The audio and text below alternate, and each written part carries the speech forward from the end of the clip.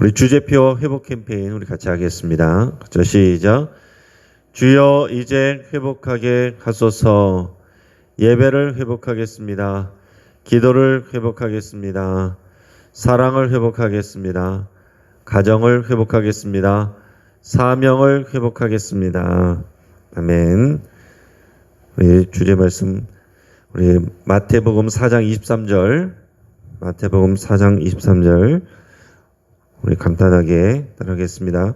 가르치시며 전파하시며 고치시니 우리 세 번 같이 하겠습니다. 자, 시작. 가르치시며 전파하시며 고치시니 가르치시며 전파하시며 고치시니 가르치시며 전파하시며 고치시니 아멘. 하나님께서 오늘 우리에게 주시는 말씀은 잠언 25장 1절에서 14절까지의 말씀입니다. 자, 오늘 본문을 통해서 왕과 신하라는 제목으로 말씀의 은혜를 같이 나누겠습니다. 여러분, 우리 그리스도인들의 신분은 왕과 신하입니다. 여러분, 이것을 믿으십니까? 우리가 믿는 우리 하나님은 온 땅을 다스리시는 또 온 역사를 통틀어서 모든 세상과 우주를 창조하시고 다스리시는 왕이십니다. 그런데 예수님을 통해서 하나님께서 우리를 양자로 삼으셨습니다. 하나님이 왕이시니까 우리는 왕자이고 또 양자가 되었다는 것은 하나님의 후사가 되고 또 하나님의 기업을 잇는다라는 그런 뜻입니다. 그냥 단지 죽어서 천국 가는 정도가 아니고 우리가 하나님의 양자가 되고 기업을 물을 또 후사가 되고 그리고 하나님의 왕자가 되었다 그런 얘기입니다. 베드로전서 2장 9절에 보면 우리 그리스도인들은 왕같은 제사장이다 그랬어요. 왕같은 제사장이다. 왕의 신분과 제사장의 신분 그것이 우리의 직분이다 라고 얘기했습니다. 이 구약시대의 왕과 제사장은 다 기름을 부어서 하나님께서 세우시는 특별한 사람들이죠. 왕은 섬김을 받는 존재만이 아니라 백성을 보살피고 또 섬기는 또 보호하는 리더입니다. 하나님은 우리를 누군가에게 왕이 되게, 다시 말하면 리더가 되게 하세요. 누군가에게는 영향력을 미치고 누군가를 사랑하고 돌보고 섬기는 그 일을 감당하게 하신다라는 얘기입니다. 우리가 기본적으로 부모가 되면 자녀들에게 리더가 되고 또 왕의 역할을 감당하게 되는 것입니다. 또 교사를 하든지 중직자가 되든지 재직이 되든지 목사가 되든지 사장이 되든지 의사가 되든지 여러분의 각자의 역할 무엇을 하든지 우리는 누군가에게는 그런 왕의 역할을 하게 된다라는 얘기입니다. 또한 동시에 우리는 누군가의 신하가 됩니다. 여기서 신하라는 말은 상명하복의 그런 꼭 관계만을 말하는 것이 아니라 따르고 돕는 동역자를 다 포함해서 말합니다. 우리는 공동체와 조직 안에서 리더를 돕고 섬기는 그런 신하의 역할을 다 감당해야 되는 거예요. 왕과 신하는 모두 일을 하는 사명자들입니다. 하나님께서 우리를 구원하실 뿐만 아니고 또 하나님의 일꾼 되게 하시고 또 사명을 주셔서 사명을 감당하게 하시는 것입니다. 그래서 리더로서의 역할을 감당하게 하시고 또 그 다음에 팔로워로서 어떤 신하로서 동역자로서 우리가 또 그 일을 함께 도와가는 또 하나님의 나라를 함께 세워가는 그런 일꾼 되게 하셨다라는 얘기입니다. 이런 정체성을 가지고 오늘의 지혜의 말씀을 깊이 묵상할 수 있기를 바랍니다. 자, 오늘 본문은 솔로몬의 잠언입니다. 오늘 내용을 보니까 솔로몬의 잠언을 유다왕 히스기야의 신하들이 편집했다라고 그랬습니다. 이게 발굴해서 다시 편집한 내용, 그것을 모아놓은 내용입니다. 오늘 본문의 2절, 3절 같이 한번 읽겠습니다. 시작. 이를 숨기는 것은 하나님의 영화요, 이를 살피는 것은 왕의 영화니라. 하늘의 높음과 땅의 깊음 같이 왕의 마음은 헤아릴 수 없느니라. 아멘. 여러분, 이것이 이해가 되십니까? 이를 숨기는 것은 하나님의 영화요, 이를 살피는 것은 왕의 영화니라 그랬습니다. 자, 하나님은 이를 숨긴다 그랬어요. 이게 무슨 말입니까? 하나님은 모든 신 중의 신이시고 왕 중의 왕이십니다. 인간들의 수준과는 전혀 다른 초월적인 분이세요. 그래서 우리가 신학적으로 전적인 타자다. 우리하고 비슷한 수준의 분이 아니다라는 거예요. 전적인 타자, 완전히 우리와 수준이 다른 분이다. 그런 얘기입니다. 그래서 하나님의 생각, 하나님의 계획은 사람들에게 다 알려질 수가 없습니다. 사람들이 다 이해할 수도 없어요. 그래서 하나님의 일은, 하나님의 계획은 사람들에게 감춰질 수밖에 없습니다. 내가 하나님의 뜻을 다 알지 못한다고, 그 계획을 이해할 수가 없다고, 그것 때문에 힘들어할 필요가 없는 것입니다. 그것이 당연한 거예요. 여러분, 성경 가운데서 우리가 이해할 수 없는 부분이 있다고 해서 그것 때문에 힘들어할 필요가 없어요. 다 알아야 되는 것이 아닙니다. 우리가 하나님에 대해서, 또 하나님이 하시는 일과 그 뜻과 계획에 대해서 다 이해하려고 그렇게 애쓸 필요가 없다라는 얘기예요. 그렇다고 해서 관심 갖지 말라는 얘기가 아니라 내가 이해 못하는 하나님이라고 해서 시험 들 필요가 없다라는 얘기죠. 그게 당연하다는 얘기예요. 그것이 바로 하나님의 영화롭고 영광스러운 하나님의 특징입니다. 그래서 우리는 하나님이 보여주시는 것만 볼 수가 있고, 또 하나님이 알려주시는 것만 알 수가 있습니다. 그것을 우리가 계시라고 그래요. 우리가 공부하고 연구하고 노력해서 하나님을 알아내는 게 아닙니다. 하나님이 우리에게 계시하여 주시는 만큼만 아는 거예요. 그러니까 우리가 말씀을 통해서도, 또 묵상을 할 때도, 혼자 성경을 읽을 때도 하나님이 계시하여 주시는 것만 우리가 알 수 있는 것입니다. 자, 그래서 하나님께는 숨기는 그것이 하나님의 영화이고, 왕은 살피는 것이 왕의 영화다 그랬습니다. 왕은 하나님이 아니기 때문에 모든 일을 상세하게 살펴야 됩니다. 자세히 봐야 되는 거예요. 여러 가지 왕으로서의 일들을 하다 보면 분쟁도 일어나고 갈등도 일어납니다. 다양한 중요한 정책들을, 또 그것을 결정을 해야 되는데, 왕은 책임이 막중하기 때문에 그런 일들을 상세히 살펴야 된다라는 것입니다. 상세히 살펴야 그 문제들을 해결할 수가 있는 것입니다. 더 높은 리더가 될수록 다른 사람들이 보지 못하는 것을 봐야 되고, 듣지 못하는 것을 들어야 되고, 남들은 생각하지 못하는 것까지 생각을 해야 됩니다. 그래서 오늘 3절에서처럼 하늘의 높음과 땅의 깊음 같이 왕의 마음은 헤아릴 수 없느니라 그랬습니다. 왕은 하나님이 아니기 때문에 모든 일을 잘 살피고 연구하고, 그러면서 다른 사람들이 생각하지 못하는 것까지 생각하고 보지 못하는 것까지, 그런 비전을 가지고 멀리까지 보는 사람, 그런 사람이 더 리더인 것입니다.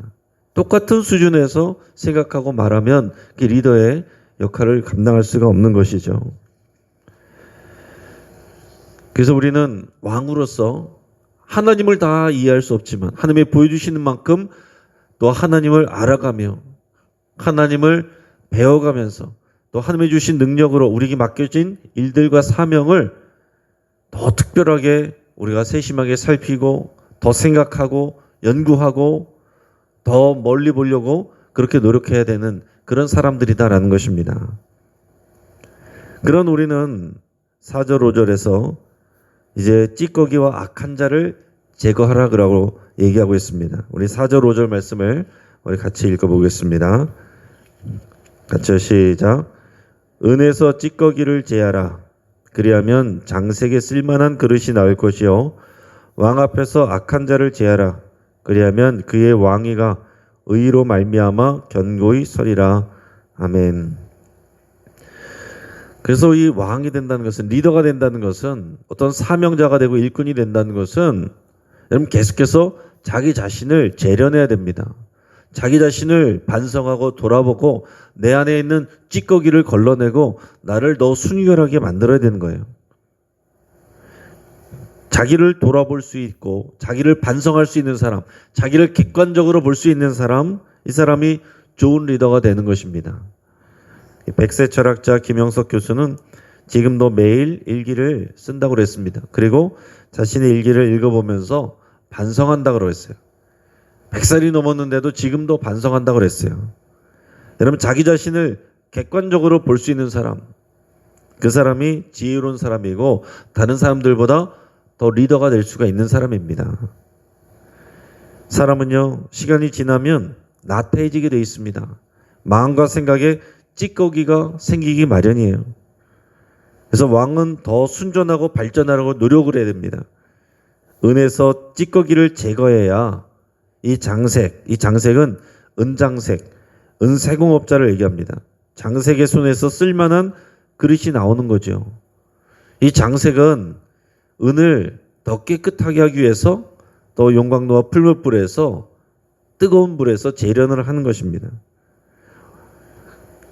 마찬가지로 왕은 언제나 자신의 마음과 생각이 이 풀무불에서 재련되도록 해야 돼요. 자기 자신을 객관적으로 바라볼 수 있는 능력을 잃어버리는 순간부터 우리 안에, 우리 생각과 마음에 찌꺼기가 생기게 되는 것입니다. 삶에서 풀무불과 같은 고난이 올 때에 지혜로운 왕은 그것을 통해서 자기 생각과 마음을 재려내요. 찌꺼기를 걸러냅니다. 하나님 앞에서 내가 이런 것들이 죄악이었구나. 하나님께서 기뻐하지 않는 마음과 생각이 내 안에 있었구나. 그런 것들을 걸러낸다는 얘기죠. 그러나 미련한 사람은 그런 풀무불과 같은 상황이 됐을 때 다른 사람들을 원망하고 신하들을 징책하고 하게 되는 것입니다. 또한 왕은 이 자신의 조직과 공동체를 또한 재련은 합니다. 이 공동체 안에서 오늘 성경에 보면 악한 자가 있으면 제해해야 된다는 거예요. 그 사람과의 친분이나 상관관계가 있을지라도 공동체를 위해서, 조직을 위해서 왕은 악한 자를 걸러내는 것이 지혜로운 것이다. 이렇게 말하고 있어요. 그렇게 안 하면 그 사람으로 인해서 그 공동체가, 그 조직이 결국에는 어려움을 당하게 될 것이기 때문입니다. 반대로 개인적인 관계나 친분을 넘어서서 객관적으로 평가하고 또 인재를 등용하는 그런 리더는 그의 왕위를, 그의 경영하는 것을 튼튼하게 한다. 이렇게 솔로몬이 지혜로운 권면을 했습니다. 여러분, 우리가 하나님의 일꾼, 하나님의 왕된 일꾼으로서 우리 자신을 매일같이 재련하는 것입니다. 오늘 이 새벽마다 이렇게 나와서 하나님의 말씀을 듣고 기도하는 것, 이것이 우리 안에 있는 찌꺼기를 재련해 나가는 과정이에요. 그냥 이 시간에 내가 위로만 받고 나의 주장을 다 하나님께만 주장하는 것이 아니라 내 안에 있는 찌꺼기들, 욕심들, 죄악들, 이런 것들을 말씀을 통해서 걸러내고 기도를 통해서 하나님 앞에 내 자신을 손을 맡겨드리는 것입니다. 자, 이제는 신하로서의 지혜가 무엇인지 우리에게 가르쳐주고 있습니다. 우리 6절, 7절 말씀 같이 읽겠습니다. 시작. 왕 앞에서 스스로 높은 채 하지 말며 대인들의 자리에 서지 말라. 이는 사람이 네게 이리로 올라오라고 말하는 것이 내 눈에 보이는 귀인 앞에서 저리로 내려가라고 말하는 것보다 나음이니라. 아멘. 자, 여기서 신하, 우리는 누군가의 또 신하입니다. 여기 신하라는 표현은 그러니까 리더를 따르는, 리더를 돕는 동역자이고 또 팔로워이고 또 함께 일을 해가는, 함께 사역을 하는 그런 사람들이다라는 뜻입니다. 자, 그런 사람으로서 우리는 당연히 겸손해야 된다. 앞서가면 안 된다는 거예요. 겸손은 스스로를 높이지 않는 것이고 자기 마음을 높은 데다 두지 않는 것이고 그리고 높은 자리, 상석을 탐하지 않는 것입니다. 오늘 여기서처럼 자기의 자리를, 분수를 알고 거기를 지키는 것이 지혜로운 것이다. 자기의 분수에 넘는 상석에 앉아 있는데 그래서 주인이 또 자신의 리더가 자기가 귀하게 여기는 사람들 앞에서, 귀인들 앞에서 저리로 내려가라 하는 것보다 아이고 왜 거기 아래쪽에 있습니까? 일로 올라오십시오. 앉히는 것이 더 나은 것이다. 이렇게 권면하고 있습니다. 예수님도 그런 말씀하셨죠. 상석 좋아하지 말라 그랬어요. 상석에 앉아있다가 주인이 저 아래로 내려가라. 그러면 창피를 당한다 그랬습니다. 그래서 우리에게는 우리의 자리를 지키는 거, 그 분수를 지키는 거, 이것이 우리의 신하로서, 동역자로서 중요한 부분이다라는 얘기입니다. 우리 이어서 8절에서 12절까지 말씀을 같이 읽겠습니다. 같이 시작.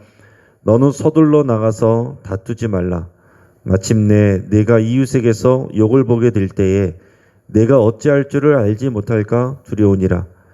너는 이웃과 다투거든 변론만 하고 남의 은밀한 일은 누설하지 말라. 듣는 자가 너를 꾸짖을 터이요 또 내게 대한 악평이 내게서 떠나지 아니할까 두려우니라. 경우에 합당한 말은 아로새긴 은쟁반의 금사관이라. 슬기로운 자의 책망은 청정하는 귀에 금고리와 정금 장식이니라. 아멘. 자, 좋은 신하는 어떤 사람인가? 좋은 동역자는 어떤 사람인가? 입이 무겁고 온유해야 된다. 한마디로 표현하면 그런 것입니다. 입이 무겁고 또 온유해야 된다는 거예요. 쉽게 화를 내고 다른 사람과 쉽게 다투는 사람은 그의 리더에게, 왕에게 폐가 될 뿐입니다. 남들과 갈등하거나 다투는 일이 생길 수 있는데 시비가 붙을 수 있습니다. 그럴 때 오늘 성경에서 뭐라고 말합니까? 그 일에 대해서만, 사실과 관련한 일만 객관적으로 말을 해야지 자신의 감정 때문에 다른 사람의 은밀한 일을 누설하지 말라 그랬어요. 화가 나면은 내가 말하지 않던 것, 저 사람이 감추고 싶은 일들을 여기저기 말하고 다니는 거죠. 아, 저 사람 저렇게 하는 거, 아우, 저 사람 이런 일들이 있어. 그러면서 다른 사람들에게 그 비밀을 누설하는 일, 이게 어리석은 일이다라는 얘기입니다.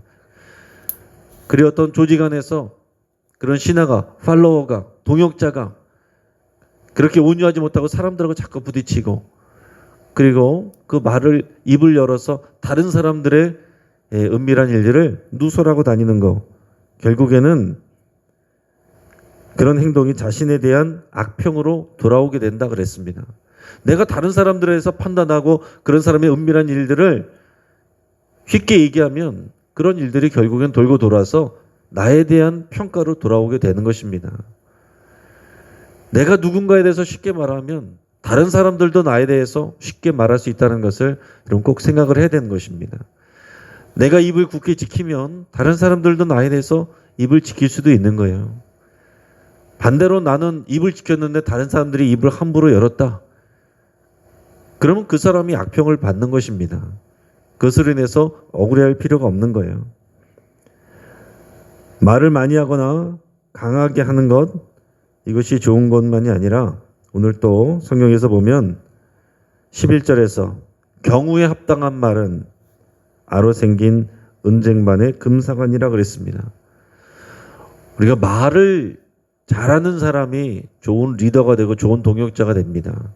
일을 하는 사람은 말을 적게 하고 말을 온유하게 하고 그리고 필요에 맞는 말, 경우에 합당한 말을 해야 된다는 거예요. 아무리 그 얘기가 틀린 말이 아닐지라도 경우에 합당하지 않을 때, 상황에 맞지 않을 때, 그런 말을 하지 않아도 되는 때, 하지 말아야 되는 때 하는 말은 오히려 미련한 일이다라는 얘기죠. 지혜로운 사람은 말의 내용에 따라서 생각하고 얘기를 합니다. 상대에게 같은 말이라도 내 말을 들어야 되는 상대가 아침에 얘기를 듣는 것이 좋을지, 점심 때 얘기 듣는 것이 좋을지, 저녁 때 또는 잠자기 전에 얘기 들을 때 어떤 것이 좋을지 생각을 하고 하는 거예요. 내 감정과 기분에 따라서 아무 때나 연락하는 것이 아닙니다. 그게 지혜로운 거예요. 사람의 마음이 같은 내용을 들어도 상황과 시간에 따라서 그 사람의 또 상태와 그 수준에 따라서 반응하는 것이 달라지는 거거든요. 예를 들어서 같은 내용이라도 지금 한참 바쁘게 일하고 있는데 연락을 해서 별것도 아닌 일 가지고 막 시비를 걸거나 따진다. 그러면은 거기에 대해서 누가 청정을 하겠습니까?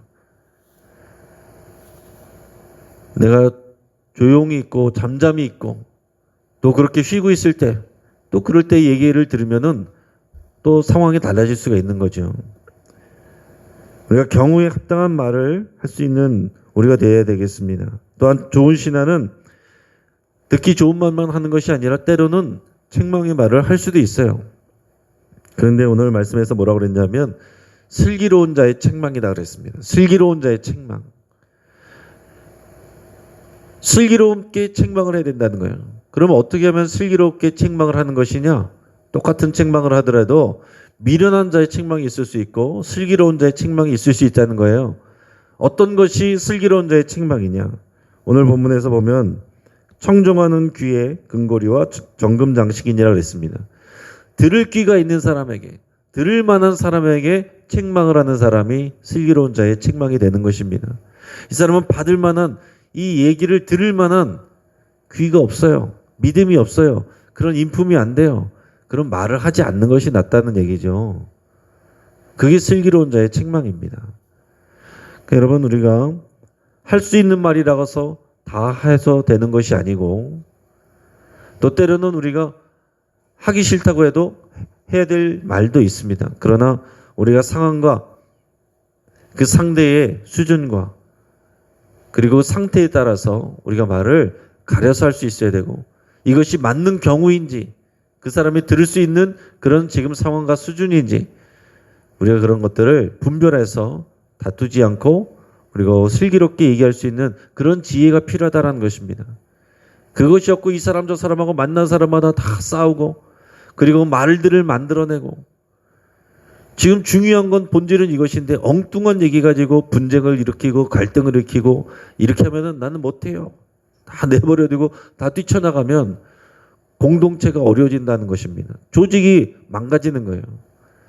그러니까 리더에게는, 왕에게는 이런 슬기롭고 온유하고 경우에 합당한 말을 할 수 있는 그런 신하들이 필요한 것입니다. 그런 동역자들이 필요한 거예요. 아무리 리더가 뛰어난 사람이 있어도 좋은 동역자들이 없으면 할 수가 없는 것입니다. 그래서 그런 말이 있어요. 좋은 장군은 그 훌륭한 그 부하들이 만든다, 그런 표현들이 있습니다. 그럼 조금 부족한 리더라고 할지라도 돕는 이 신하들이, 동역자들이 지혜로우면 그 왕이 더 큰 일을 할 수가 있습니다. 반대로 더 큰 일을 할 수 있는 사람이 그 옆에 있는 신하들을 통해서, 동역자들 때문에 오히려 욕을 먹을 수 있고 그리고 일을 그르칠 수도 있다라는 얘기죠. 여러분, 결국 우리는 왕으로서 또한 신하로서 하나님의 사명자가 되는 것입니다. 나이하고 상관없이 우리 하나님 앞에 갈 때까지 우리는 누군가에게 영향력을 미치고 또 누군가에게 조력을 하는 동역자가 되는 것입니다. 하나님께서 우리를 자녀와 예배자로 부르셨을 뿐만이 아니라 누군가를 사랑하고 섬기는, 우리 가정을 또 섬기는, 우리 교회를 섬기는, 일터를 섬기는, 그리고 우리의 세계와 지역과 열방을 섬기는 그런 왕과 신하로, 일꾼으로 부르셨다는 것을 여러분 꼭 기억하실 수 있기를 바랍니다. 그래서 오늘 우리가 계속해서 묵상하는 예수님의 삼중 사역처럼 가르치고 전파하고 그리고 또 고치고 섬기는 이 일이 우리가 다 해야 될 일들이에요. 그 일을 감당함에 있어서 우리는 왕의 역할을 하기도 하고 또는 신하의 역할을 하기도 한다는 것입니다.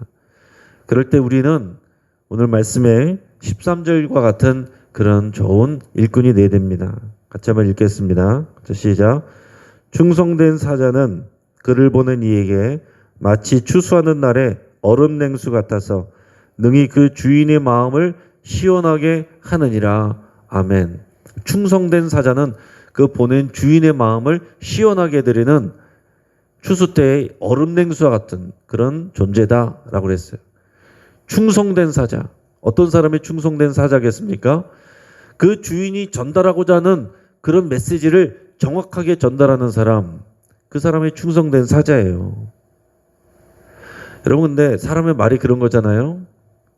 충성되다는 것은 그 리더가 이렇게 얘기를 했는데 말은 똑같은데 전달할 때 그 사람의 말하는 태도나 뉘앙스가 전혀 다르면 전혀 다른 메시지가 전달될 수가 있는 거예요.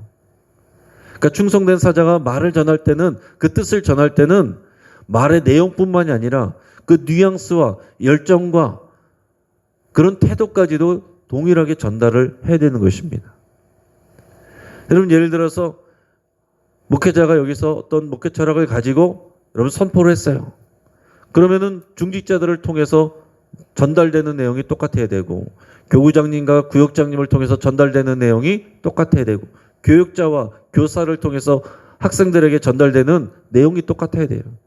자, 내용은 똑같이 전달됐는데 그 강조하는 것이나 그 뉘앙스나 열정이 태도가 다르게 전달되면 충성된 사자가 아닌 것이죠. 내용은 전달하지만 내가 그것을 싫어하는 마음으로 전달됐을 때는 전혀 다른 메시지가 전달되는 것입니다. 여러분 그래서 리더에게서부터 우리 끝에 있는 사람에게까지 동일한 말로, 동일한 뉘앙스로, 동일한 열정으로 전달되는 공동체가 건강하고 좋은 공동체입니다. 그런 역할을 하는 사람들이 우리예요. 우리는 누군가에게 또 신하이고 또 누군가에게는 리더인 왕입니다. 충성된 사자가 되어서 추수하는 날에 얼음 냉수와 같이 우리 하나님의 마음을 시원하게 드리는 그런 귀한 일꾼 되시기를 주의 이름으로 축복합니다. 같이 한번 기도하겠습니다. 우리의 말씀을 붙잡고 함께 기도합니다. 하나님의 일꾼이요 왕 같은 제사장이요 하나님 나라의 동역자로 내가 살겠습니다. 여러분 그렇게 결단할 수 있길 바랍니다. 내가 어떤 공식적인 일을 맡았든지 그것을 안 맡았든지 내려놨든지 하나님 앞에서 우리는 그 사명을 어쨌든 하나님 앞에 갈 때까지 다 감당해야 되는 사람들입니다.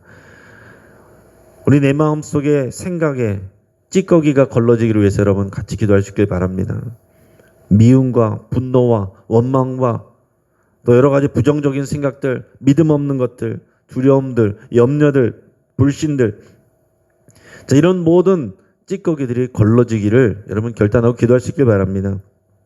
우리 하나님께서 나를 풀무와 같이 우리를 단련하시고 하나님을 또 정금같이 하나님 나오게 하실 우리 하나님을 내가 신뢰한다고 내가 풀무불과 같은 이런 상황과 어려움 속에서도 이것은 하나님은 나를 미워하시는 것이 아니라 나를 벌하시는 것이 아니라 그 은혜에서 찌꺼기를 제거하시는 선하신 하나님이시라는 것을 여러분 고백할 수 있기를 바랍니다.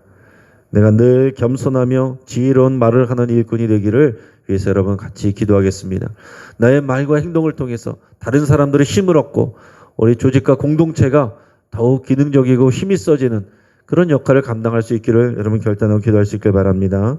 우리 가정을 위해서 기도할 때 우리 가족들이 하나님의 마음을 시원케 해드리는 그런 하나님의 일꾼 충성된 사자가 될 수 있기를 위해서 같이 기도하겠습니다. 또 우리 교회 목회자, 모든 중직자, 모든 재직들, 모든 리더들, 또 교구장님과 우리 구역장님과 모든 교사들과 그 각부 부장과 팀장과 위원장과 다양한 모든 리더와 또 봉사하는 모든 분들에게 또 하나님의 그런 은혜를 주시고 이런 지혜를 부어주셔서 정말 모두가 다 똑같은 말을 하고 그런 충성된 사자들이 될 수 있도록 해서 간절히 기도하겠습니다. 은퇴 이후에 어르신들을 위해서 우리가 같이 기도하겠습니다. 이제 밀려난 뒷방 늙은이가 아니라 더 지혜롭고 힘있게 교회를 섬기며 그런 연륜과 경륜을 가지고 또 많은 사람들을 유익하게 하고 세워주고 격려하는 그런 귀한 일꾼으로 또 하나님 앞에 끝까지 쓰임받을 수 있기를 위해서 같이 간절한 마음으로 함께 기도하겠습니다. 우리 주여 한번 부르짖갑심해서 우리 함께 기도하겠습니다.